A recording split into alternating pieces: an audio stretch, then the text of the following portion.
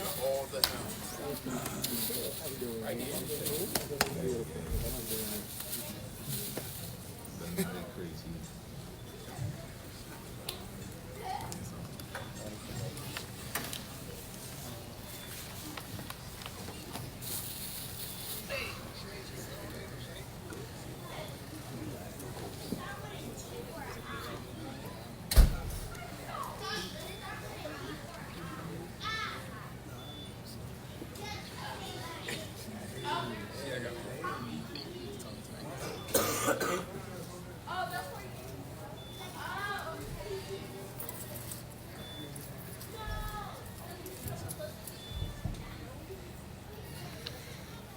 بسم الله الرحمن الرحيم الحمد لله رب العالمين والصلاة والسلام على أشرف الأنبياء والمرسلين نبينا محمد وعلى آله وصحبه أجمعين أما بعد.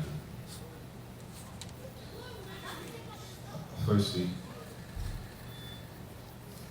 I want to thank the brothers for inviting me and ask Allah Jalla wa Ala to make this sitting benefit.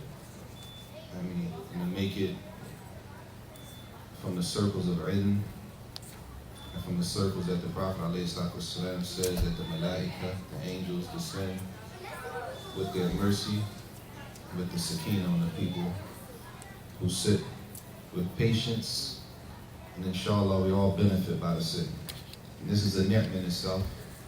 This is a blessing in itself that we can gather with no pressure, with no restrictions, that we can gather with no pressure, no restrictions in the masjid and sit and hear the statement of Allah Jalla wa Ala and the statement of the Messenger alayhi salatu wasalam, and strive and try to increase our iman. That by itself is a ni'mah. That by itself is something that we shouldn't take for granted, because there are people in their countries that they go through torture for the fact that they want to practice Islam, or they want to sit in a circle like this and learn Islam. And I had classmates personally in Mecca, people who told me directly that we're not allowed to give da'wah in the masjid. We're not allowed. Not the government. The government won't allow them to gather in the masjid and give classes in durus like this. And if they do, it's jail. Nothing to talk about. Nothing to talk about. One level was because the conversation started with growing a beard. They couldn't grow the beard. If he grew the beard, he said an automatic 3 years in prison. Nothing to talk about. No explanation. He's from China. And this was probably 8, 9 years ago.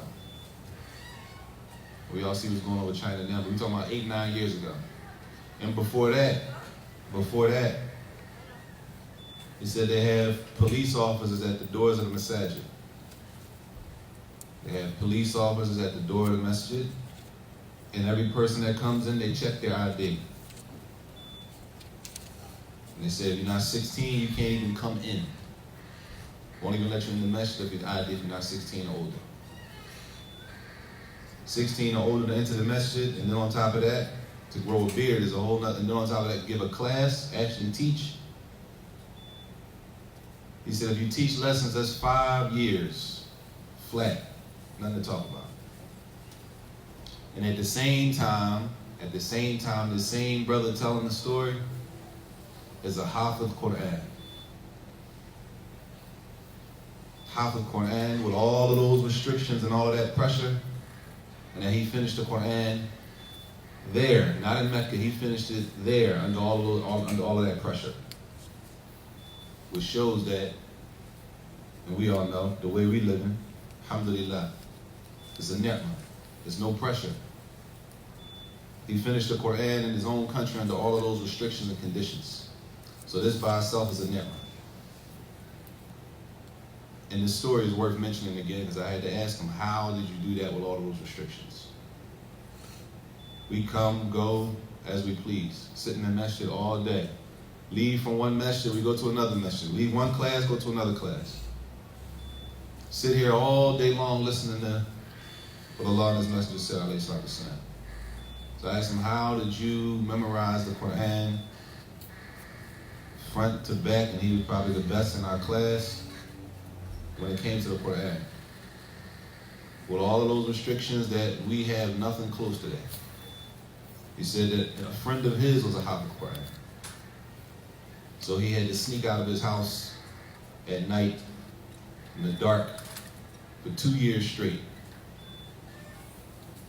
He snuck out for 2 years straight every day to sneak over to somebody else's house to memorize Quran from that person.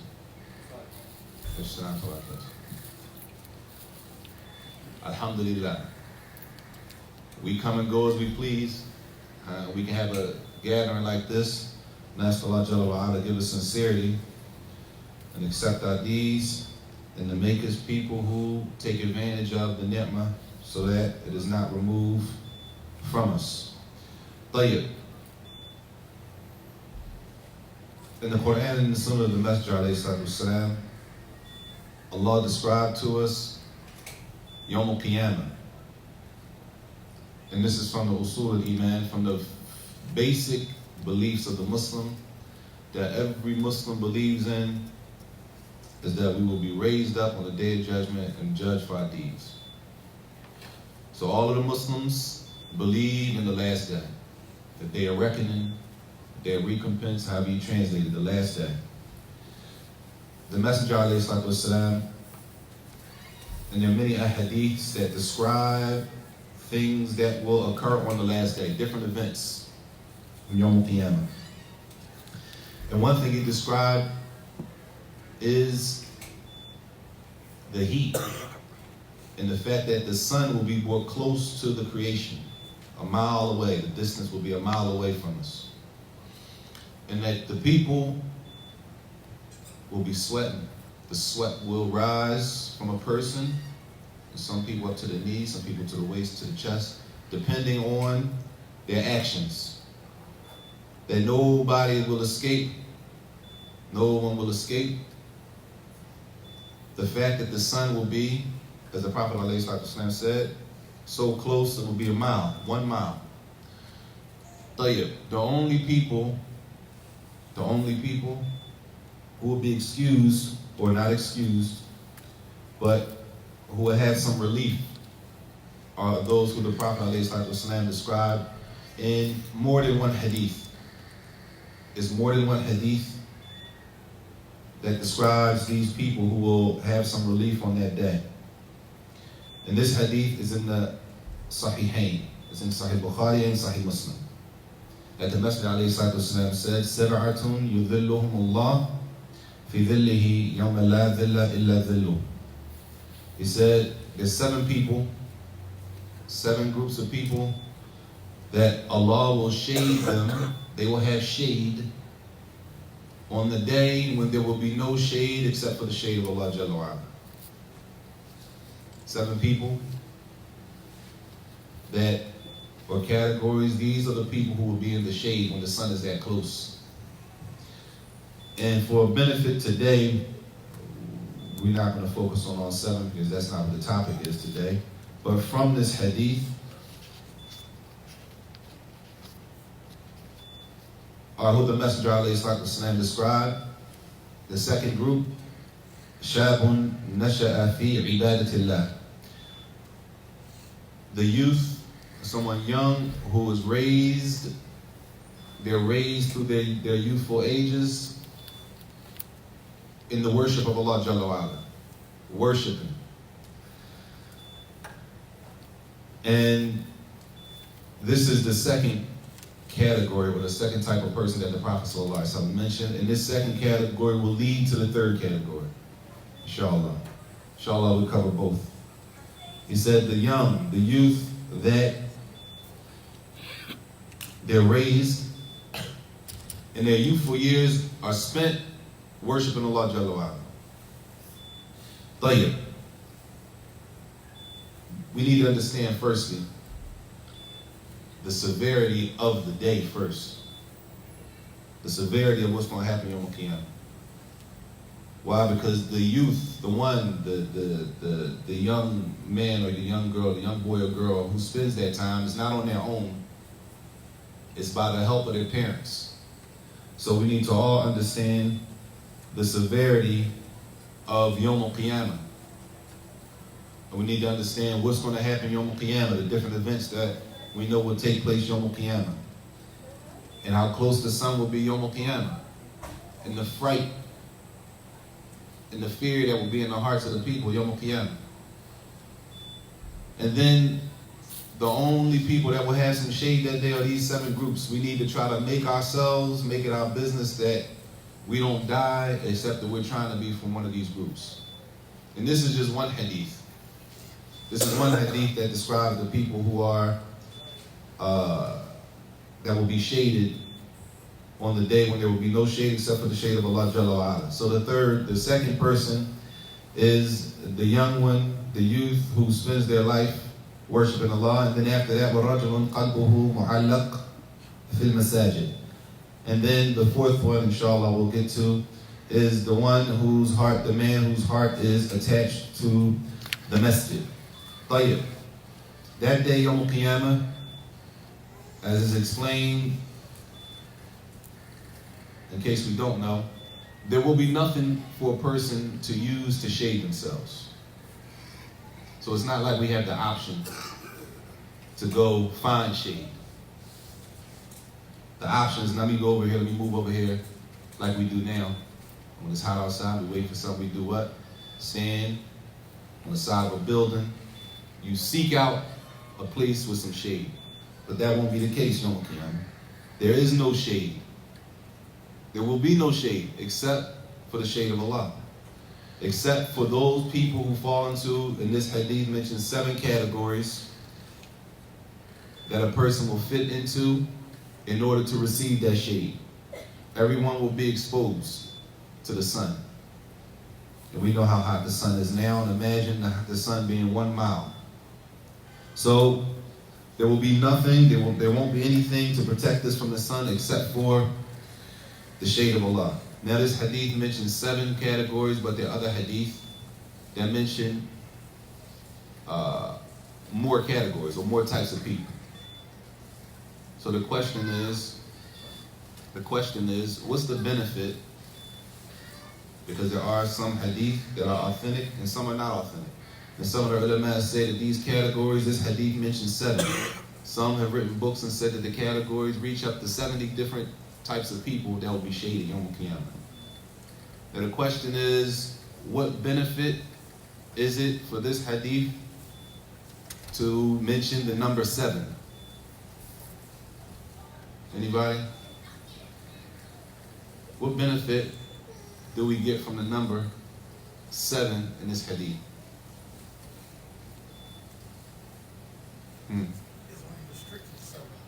It's only restricted to 7.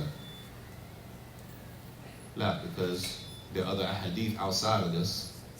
But if you didn't know about the other hadith, so if you didn't know about the other hadith, then you know what? That these 7 will be under the shade. طيب. Okay. What else? It's easier to grasp. Because there's only a limit. Jade. It's easier to remember. It's easier to remember these 7 categories. So if a person tries to memorize the 7 categories, it's only 7. So you do what? It's restricted to a number that is easier to remember. And what's the point of remembering this number, y'all? What's the benefit of remembering the number? So we can try to be one of the people who Yes. from these 7. We want to be from one of these 7 groups. We're not just reading this just to read, y'all. We need to try to find a niche and put ourselves in that group. We don't want to just know the 7 and we don't fit into any of them. All right? Allah understand. We want to know those 7 groups. At least we know this hadith mentions 7 categories, that Allah will shade these people on the day when there will be no shade except for His shade. We want to try to fit ourselves into one of these groups. Tayyib. The topic today is the youth, so we'll focus on that when he says Shabun nasha'a fi ibadatillah. That the young boy or girl who's raised up, their youthful days is spent in worship. Now, how does a child even know what worship is? You use the word nash, it means that they were raised there, so they have some familiarity with seeing their parents. Parents have to make him familiar. He's raised like that. That means part of it is on who? The parents. Sometimes we get this idea that our kids are going to just wake up the next whoever. The biggest sheikh in the world. But we don't put any diligence instilling it in them. They don't see it from us in the house. They don't see it from us. Where we think they're going to learn it? If we depend on other people to teach our children what worship is, it's a gamble. We assume that they know. We're assuming that they know. We're assuming that they're going to give them as much attention as I would give my own child. It's an assumption. So if we don't do it first, we really can't honestly expect our kids to be at the level that we have here in our minds, because we all have something that we wish and we hope for our kids to reach, some type of level. Right? But how are they supposed to get to that level if they don't have any type of gauge, no type of practice in front of them? The child raised on that mean they had to be familiar. They had to have seen it somewhere. Right? And if we're not giving it to them, then who do we expect to give it to them? If the parents are not giving it to them, then do we really expect our children to be from that group of children who will be shaded Yom Qiyamah? If we're not trying to instill that in them. Tayyib. He says that this child, and this is not all children, they don't have, as he says, the sabwa,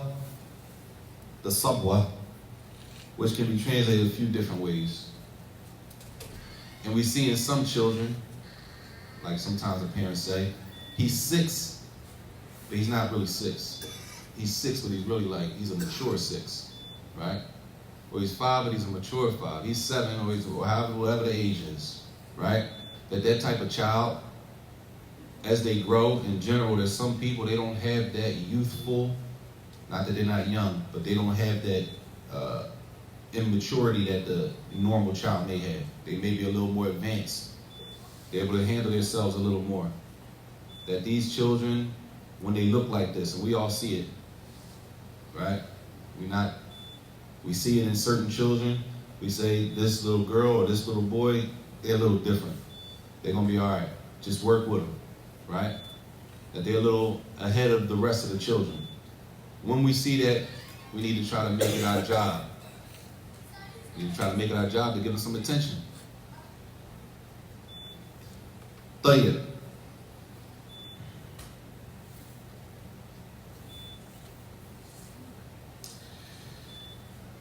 The other hadith of the Messenger ﷺ that show also the importance of these early years.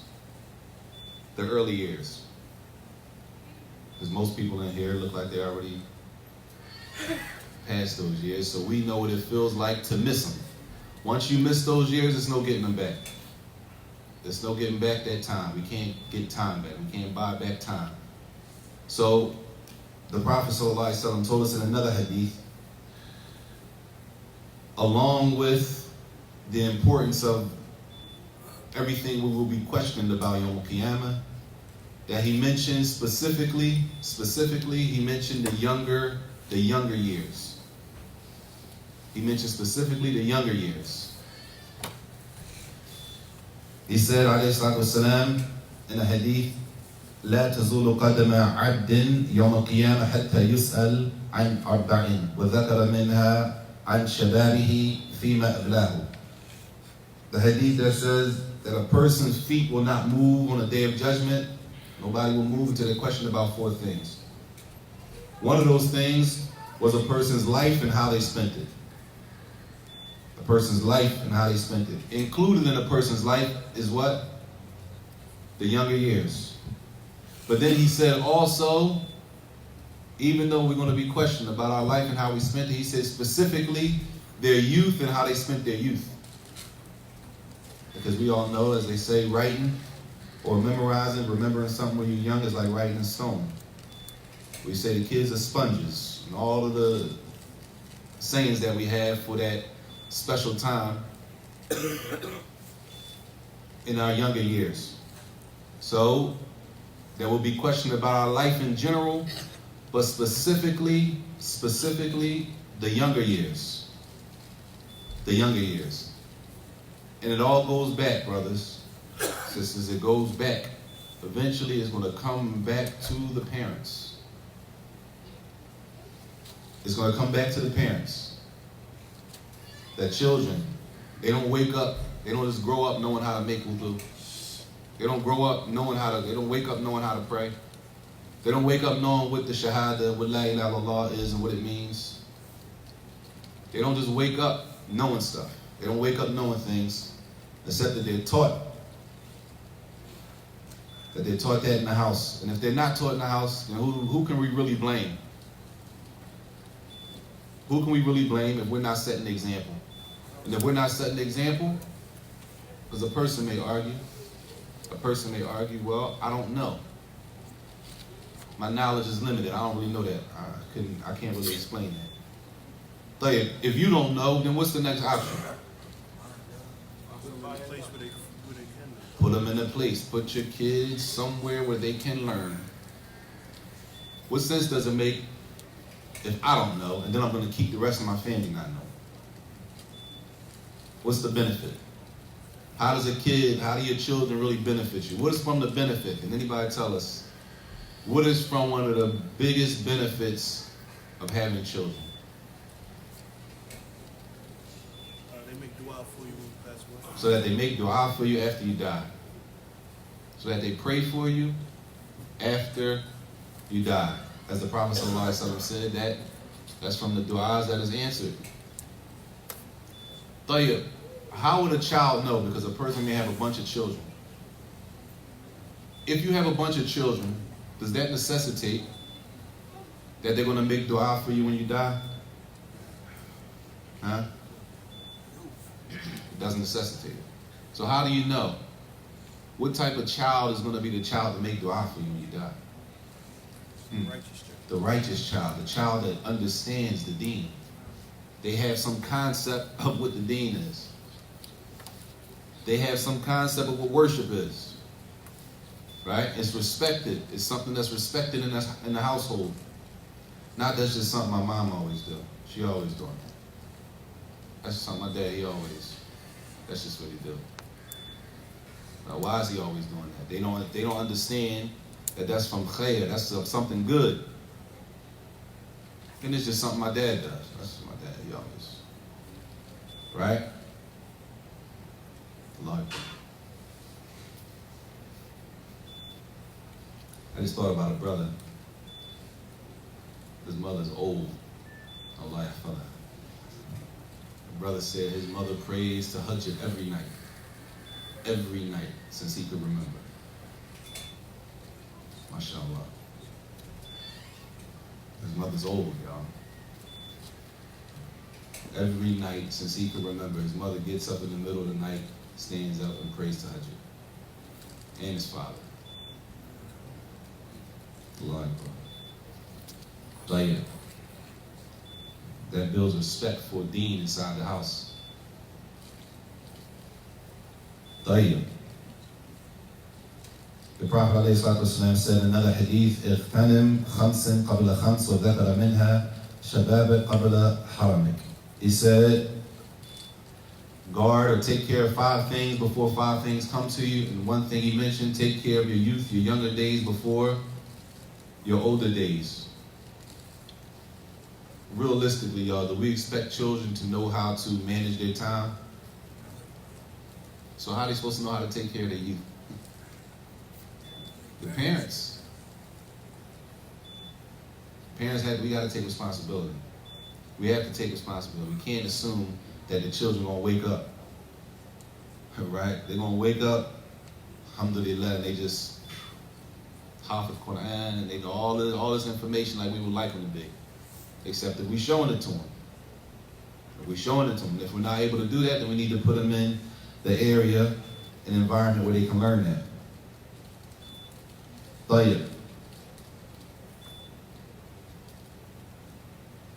So this time is short. It's a short time span. It's not a long time span. This time is short, and then a person has the rest of their life to live. So in order to do that, we need to try to make sure we make it priority to put our children in situations where they can get the most benefit. And it's going to eventually go back to the parents. And there are many ayat in the Quran specifically, and in the Sunnah of the Prophet ﷺ, letting us know that we're responsible. We're responsible for our children. We're responsible for our families. Right? Everybody knows the ayat. Oh, you believe, save yourselves and your family. Right? Part of saving your family, as Ibn Abbas has said, that you teach them. Teaching our families is part of saving them. And if we're doing that, then we need to be learning ourselves. Tayyib. Also, the Messenger ﷺ said in a hadith, because the benefit in the child benefiting, it benefits everybody. It benefits the parents and it benefits the children. And of course, it benefits the community and the society. So the encouragement for children to be, or the encouragement for children to worship, not just children. I don't want to restrict it to 5 and 6 year olds. The word shabab, youth, is somewhat relative. Somewhat. It's not, youth is not restricted to teenagers. That word is not restricted to teenagers. And the ulama of Lugha, the scholars of Lugha, they discuss where does the year of youth stop. And it's past teenage years. 40. You did that, right? Lord, 40. There's a code that says 40 is the end of your youth, which leaves us no excuse. So for the person who encourages the youth for worship, and then they actually implement it in worship, does the person who encouraged them get the reward? Huh? How do they get the reward? If a person encourages someone else to do worship, ibadah, and then they actually go and do it, they gave them the advice to do it. So the advisor, the one who gave them the advice, gets the reward? Yes. How? Because he incited somebody to do good. Because? He incited somebody to do good. So every time you encourage somebody to do something good and they do it, you get the reward for it. That's on the Torah, I believe, yes. How do we know that though? We sure about that, or is that like? That's something there. It's in the air? Somewhere. So I heard it somewhere? I can't pinpoint it, but I heard it based What's the hadith? One guy, someone to do something righteous, he shares the reward, and it doesn't diminish the reward for the one who does it. I know what it's from. Yes.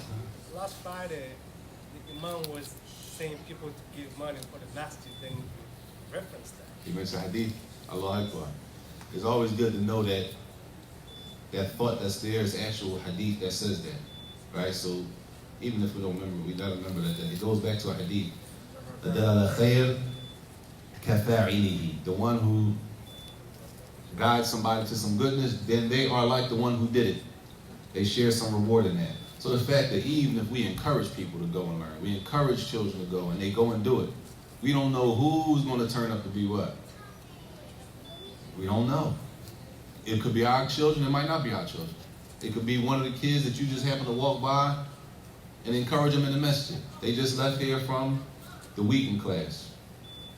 Right? How many kids were there? 200? Allahu Akbar.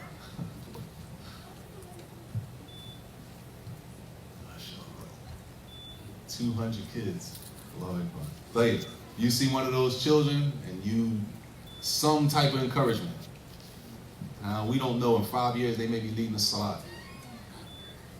5 years they leading the salat. Allah Akbar. That's a lot of kids, mashallah. That's deep. But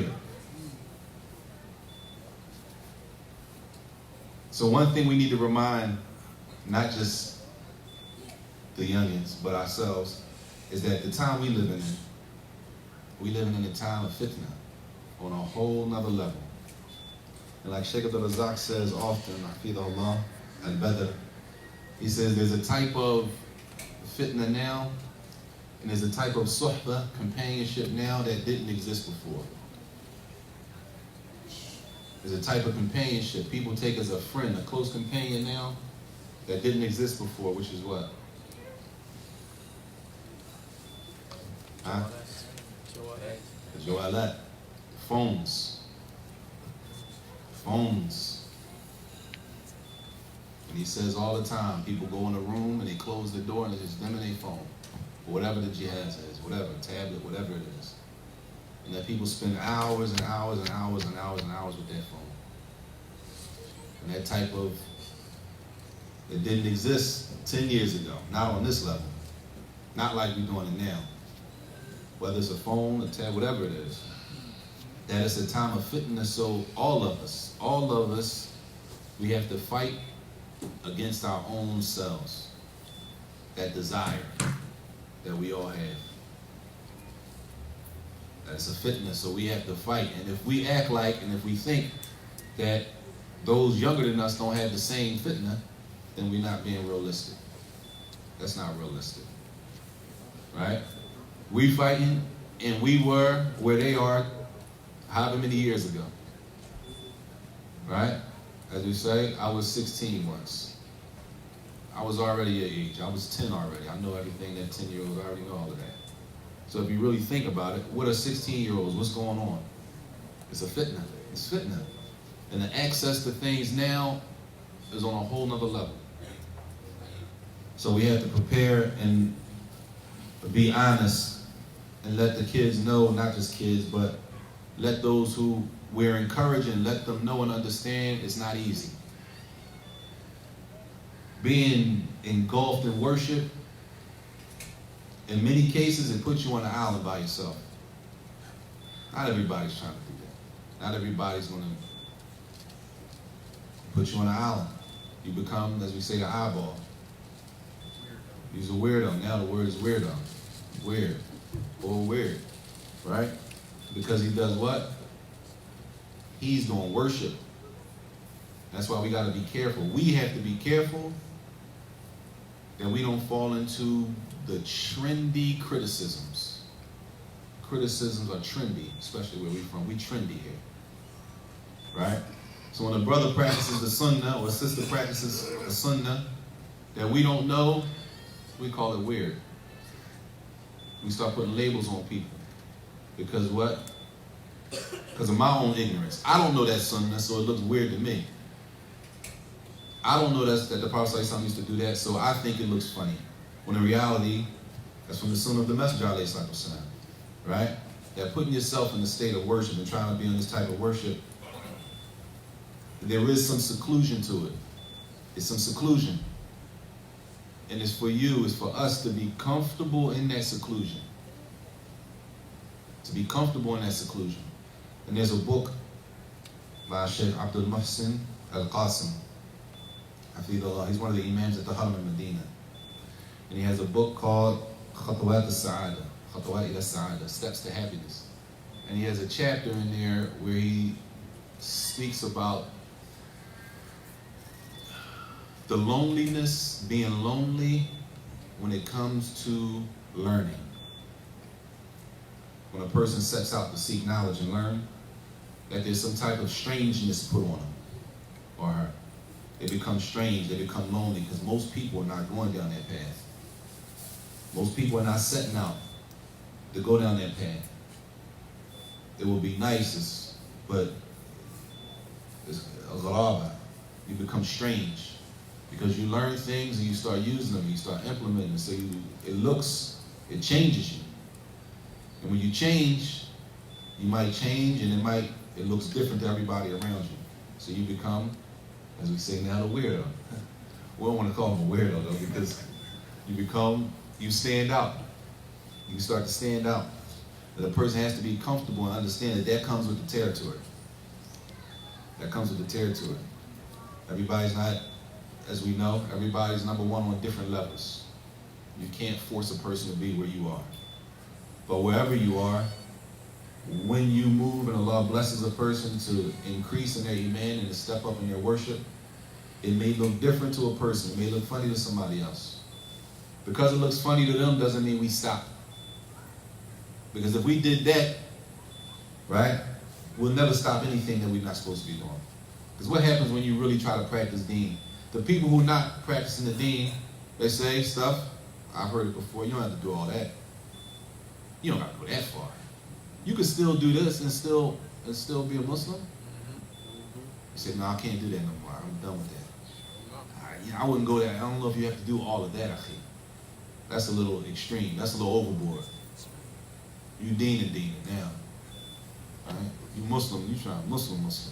The double. Right?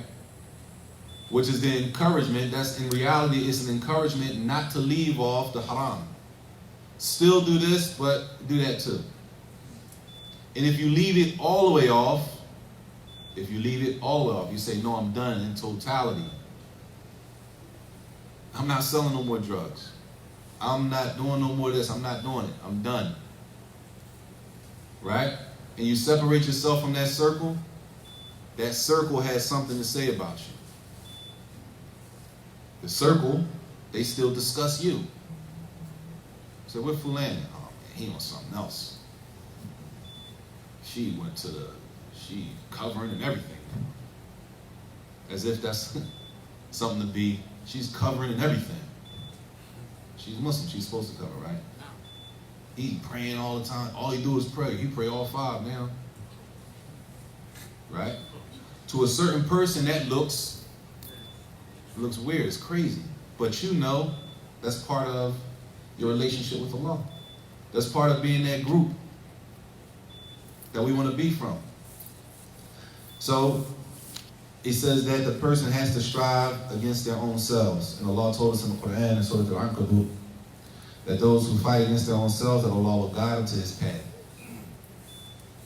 Allah will guide them to His path. But inna Allaha lama'a al-muhsinin. And Allah is with the good doers. In Surah Al-Ankabut, ayah 69.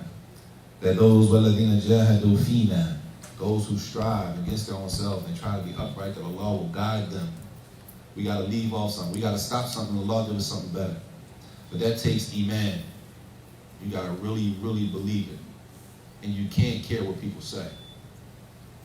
And that goes back to understanding who our Lord is. Who is Allah?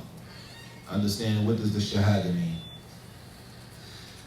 The Messenger ﷺ, he said, this child who's raised like this in their younger years, that they will be from the people who Allah will shade Yawm al-Qiyamah. Let's bring it all the way home. Let's say a person is able to do that because the effect is going to carry over. If a person is blessed to raise their children like that, then the child has another opportunity. The child has another opportunity. The next person or the next group that the Messenger ﷺ said will be in the shade of Allah on a day where there will be no shade except the shade of Allah is a rajulun qalbu mu'allaq fil masajid. The man whose heart is attached to the masjid. The man whose heart is attached to the masjid. Now, question. Where do the sisters fit in this? Where do the sisters fit in? For this category?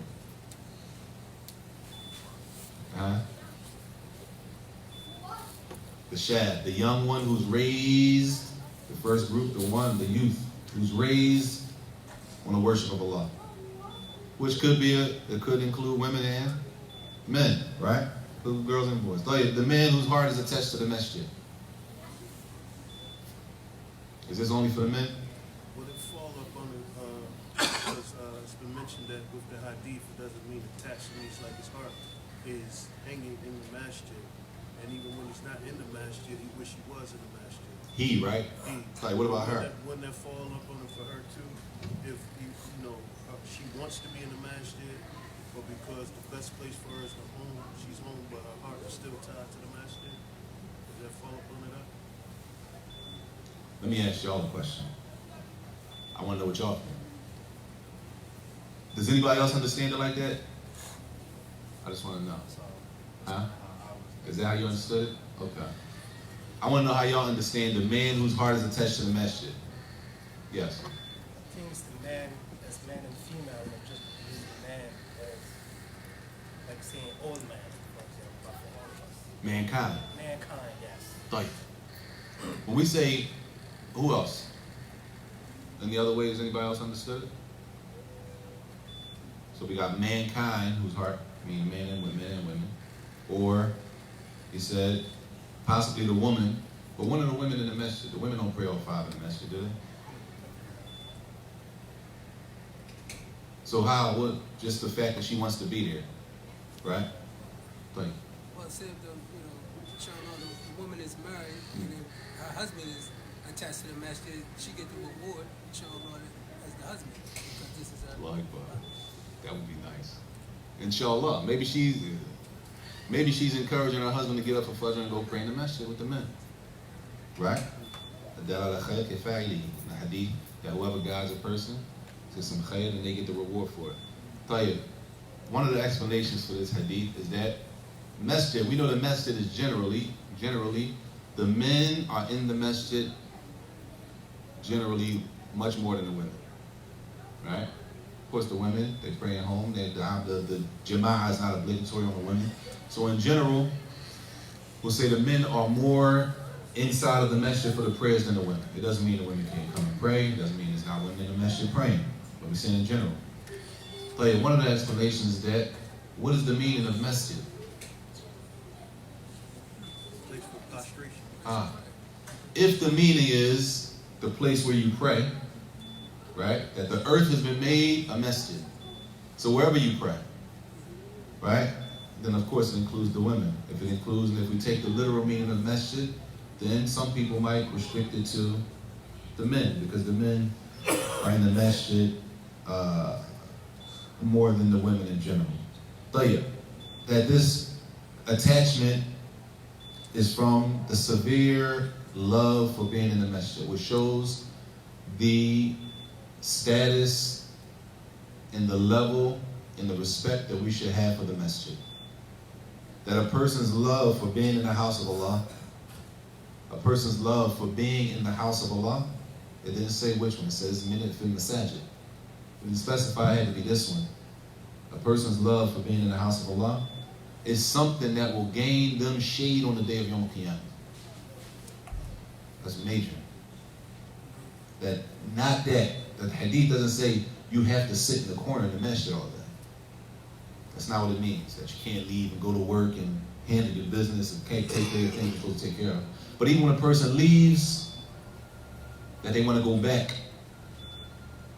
Their heart wants to go back and be in that masjid, right? That this is one of the things that gains a person the shade of Allah Yawm Qiyamah. Now, how many masjids do we have in Philadelphia? Okay, 60 maybe? Or at least 40. If we say in Philadelphia and around the surrounding areas, easy 50. Probably easy 50. That a person's love and that they love to be attached to the masjid, the house of Allah Jalla wa'ala. And we got opportunity. The point of mentioning that number of masajid that we have is we have opportunity. That if you go to other cities, they don't have that opportunity like that. Which doesn't mean they still can't be from these people. Because it doesn't mean that you have to have a bunch of masajid, right? It doesn't mean you need a bunch of messages in your area in order for your heart to be connected to the message. It doesn't mean that. Some areas you go to, it's 2 messages within 45 minutes. So the brother, he can't get there every salat, but he wants to. He wants to go, but his response, he can't be there like that. Right? And he only has 1 masjid 40 minutes away from his house. That Allah can raise him up, Yom Qiyamah, being from the people, if he has that niyyah of being from the people who are shaded. They're under the shade of Allah Jalla wa Ala. Tayyib. Allah Jalla wa Ala told us in the Quran that the rijal la tulhihim tijara wa la bay' an dhikrillah. He said in the ayat in Surah An-Nur, he said, fi buyutillah أذن الله أن ترفع ويذكر فيها اسمه. That Allah's name is mentioned in the ayat. Allah says that the men, the rijal, the men, he uses the word rijal, that nothing distracts them, that business doesn't distract them. That business, tijara, doesn't distract them. Buying and selling doesn't distract them from the dhikr, the worship of Allah, which shows the importance of the masjid.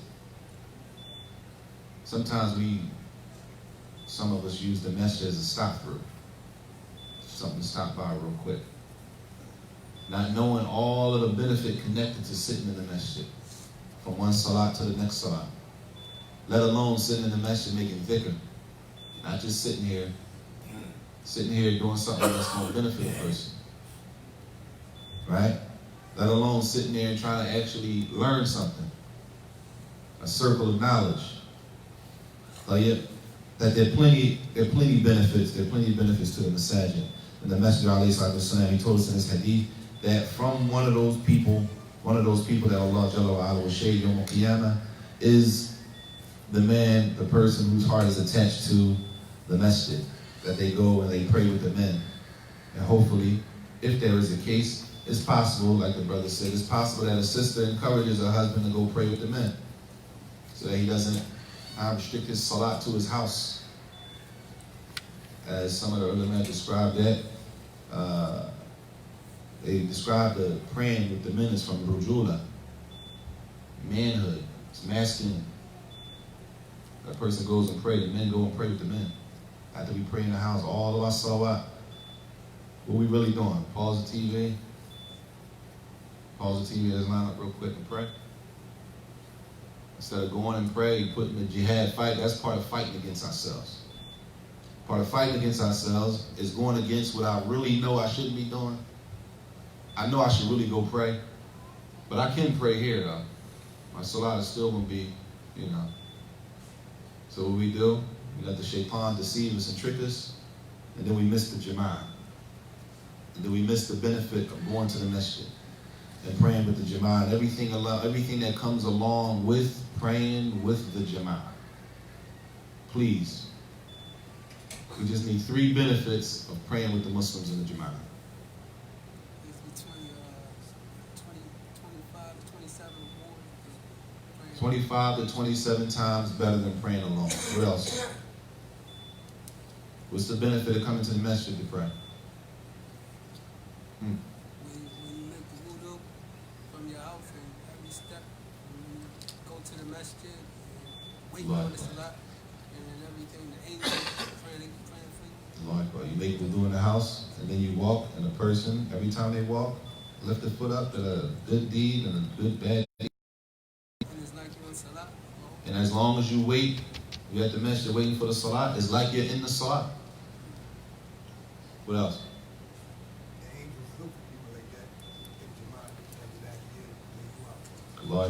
It's plenty of benefits of coming and praying in Jama'ah. Plenty. But the shaitan deceives us to thinking it's okay for the man to sit in the house and just pray with his wife when he has the ability to get all of that reward. All of that reward, making wudu and leaving out. All of that reward going to the masjid, one lifting up a foot. Every time, all of that reward, angels making dua. Instead of doing all of that, just pray here with your wife. Yes. I'm kind of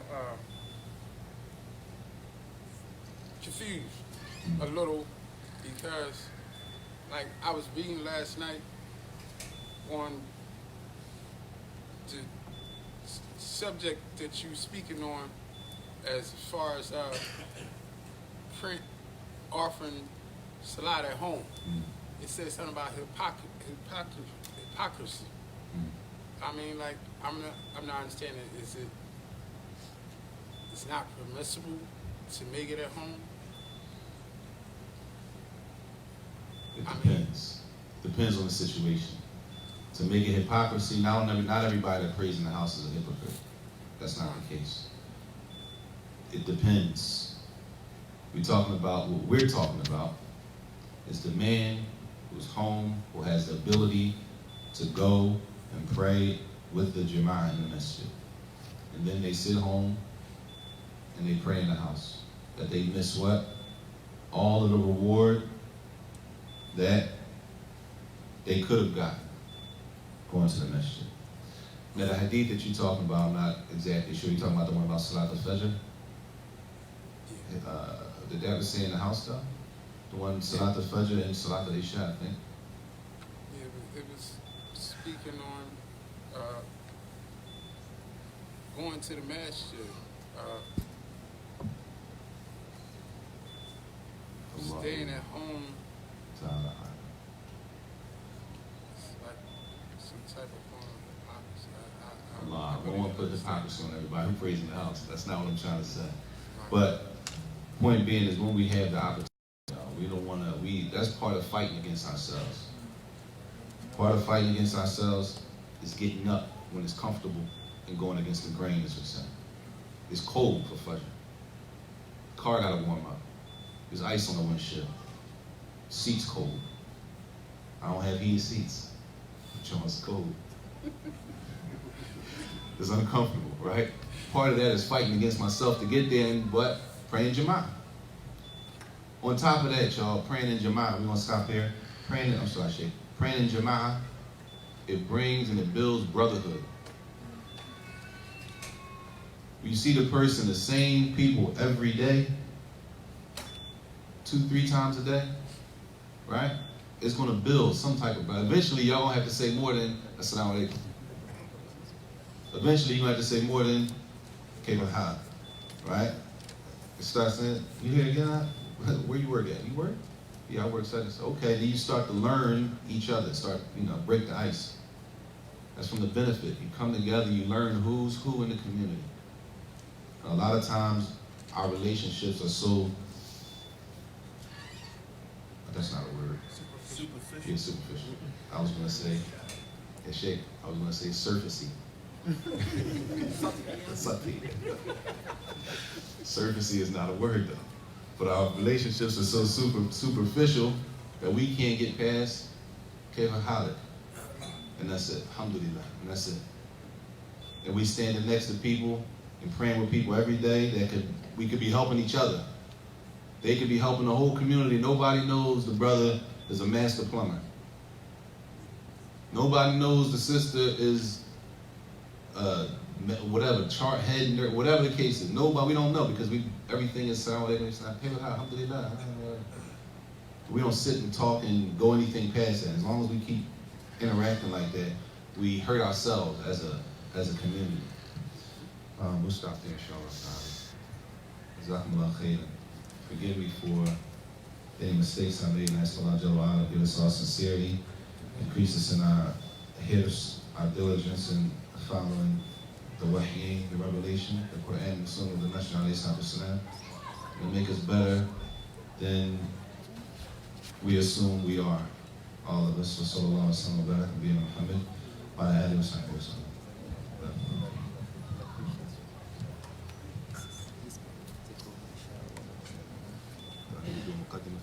No.